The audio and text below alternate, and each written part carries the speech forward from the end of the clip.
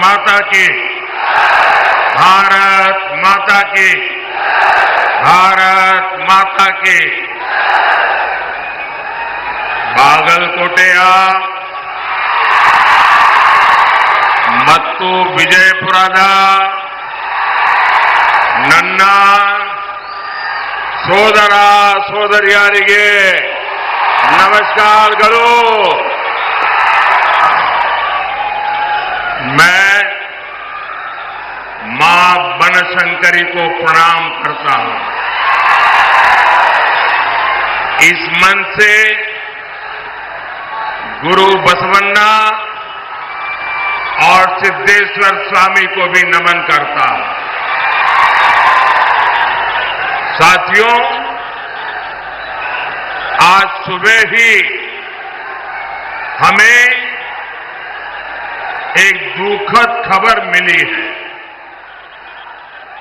संसद में मेरे साथी बीजेपी के वरिष्ठ नेता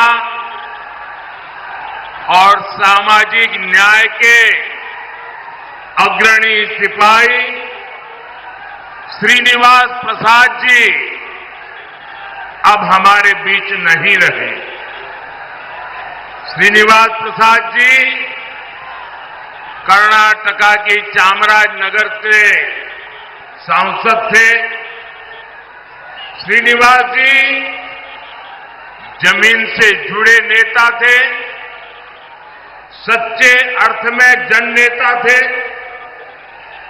अपने इतने दशकों के सामाजिक जीवन में उन्होंने हर क्षण गरीबों, शोषितों, वंचितों की सेवा की। उन्होंने केंद्र और राज्य सरकार में कई अहम मंत्रालयों को भी दायित्व संभाला था। दलित वर्ग के सामाजिक उत्थान के लिए उन्होंने जो प्रयास किए, उन्हें हमेशा याद किया जाएगा।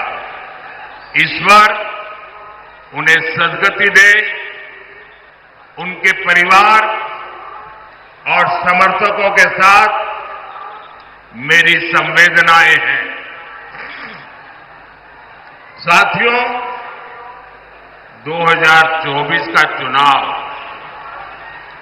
भारत का भविष्य तय करेगा।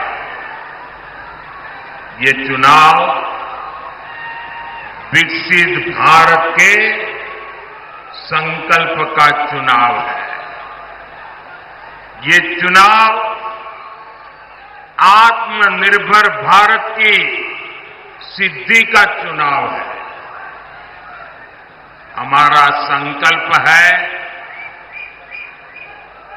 कि नेक्स्ट कुछ ईयर्स में, आने वाले कुछ सालों में भारत विश्व की टॉप 3 इकोनॉमी बने।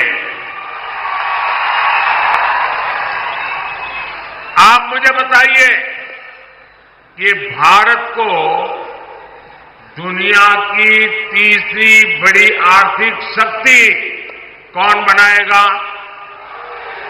कौन बनाएगा? कौन बनाएगा? कौन बनाएगा? जी नहीं, आपका एक वोट बनाएगा। आपके वोट की ताकत है जो मोदी को मजबूती देगी और तब जाकर के देश दुनिया में टॉप 3 इकोनॉमी बन जाएगा।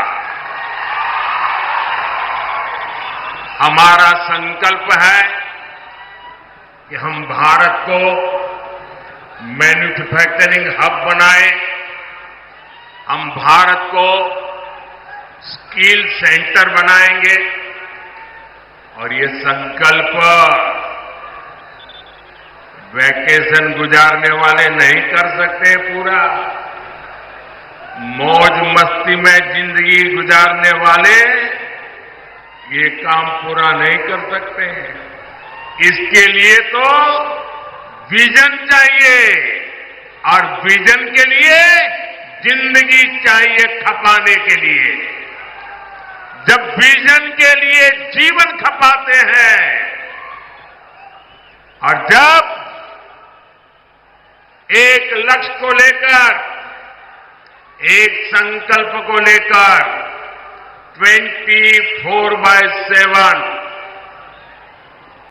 24/7 दिन रात काम करते हैं, तब जाकर के संकल्प सिद्ध होते हैं।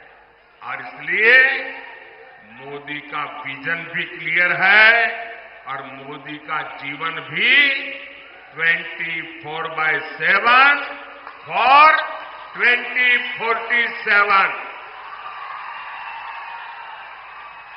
और इसलिए आज पूरा देश कह रहा है, फिर एक बार, फिर एक बार, फिर एक बार, फिर एक बार, फिर एक बार। जरा एसपीजी वाले, ये बच्ची एक तस्वीर लेके आई है, कब से खड़ी रही है, उसकी तस्वीर ले लीजिए। बेटा please write down your name and address. मैं आपको चिट्ठी जरूर भेजूंगा। जरा उनसे एसपीजी के लोग फोटो ले लेना। आप हाथ नीचे करो बेटा, वो ले लेंगे। अब आओ, हाथ थक जाएगा आपका। हाँ।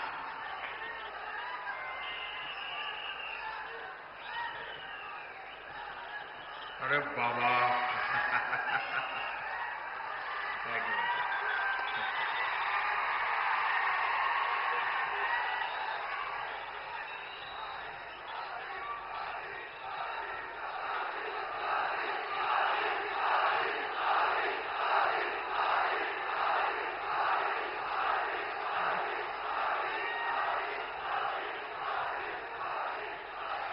साथियों,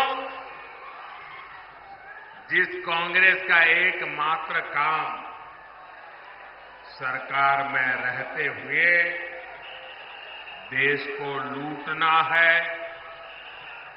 उसे क्या आप इतने बड़े देश की जिम्मेवारी दे सकते हैं? मेरा सवाल अगर आप समझ सके तो जवाब देना। जवाब देंगे? जवाब देंगे? आप मुझे बताइए, जिस कांग्रेस का इतिहास देश को लूटने का रहा है, क्या ऐसी कांग्रेस के हाथ में अब हम इतना बड़ा देश दे सकते हैं क्या? कांग्रेस के हाथ में देश दे सकते हैं क्या? कांग्रेस ने 60 साल के अपने शासन में जो उनकी पहचान बनी है, वो उनके पापों के कारण बनी है। भाइयों और बहनों, कांग्रेस पार्टी ने यहां कर्नाटका को भी अपनी लूट का एटीएम बना दिया है। इतने कम समय में ही इन लोगों ने कर्नाटका का सरकारी खजाना खाली कर दिया। हालत ये हो गई है कि विधायकों को विकास के लिए मिलने वाली विधायक निधि का पैसा तक समय से नहीं मिल पा रहा है। और यहां के सरकारी कर्मचारी, मैं आपको अंदर की बात बताता हूं, क्योंकि भारत सरकार के पास इनकी अंदरूनी जानकारियां होती है, और मैं आपको चेतावनी चौंकाना चाहता हूं। वो दिन दूर नहीं है जब कर्नाटका सरकार यहां के सरकारी मुलाजिमों को पेमेंट तक नहीं दे पाएगी, पेमेंट तक नहीं दे पाएगी। आप आपके बच्चे भूखे मर जाए ऐसी स्थिति ये लोग पैदा करके रखेंगे। जनहित की ऐसी कोई योजना नहीं जो कांग्रेस के भ्रष्टाचार का शिकार न हुई।